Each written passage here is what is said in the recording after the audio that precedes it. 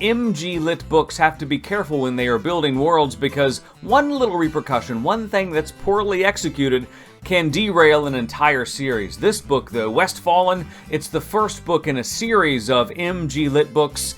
It starts like gangbusters, and it's one of the best mglit books that we've read in a couple of years, and thankfully it's a series. So this is hopefully the first book in a couple of them, because the premise is irresistible. Basically, you got some modern day kids, some teens. They used to be best friends, but as teens go, when they enter middle school, they kind of fall out of best friendmanship.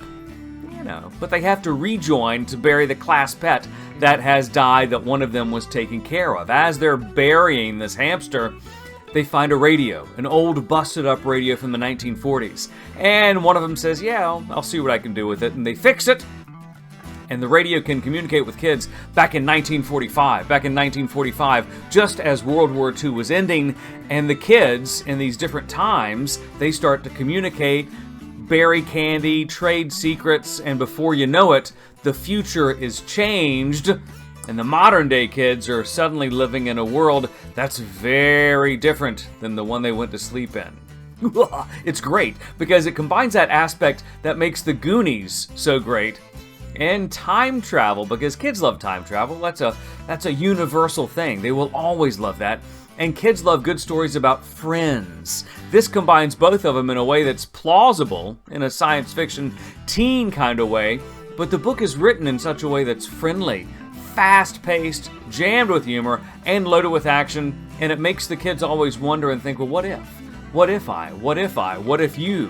What if you were different? What if the Nazis had one? And it's just fascinating because it makes kids think, and it ends things on a cliffhanger that's kind of similar to Back to the Future.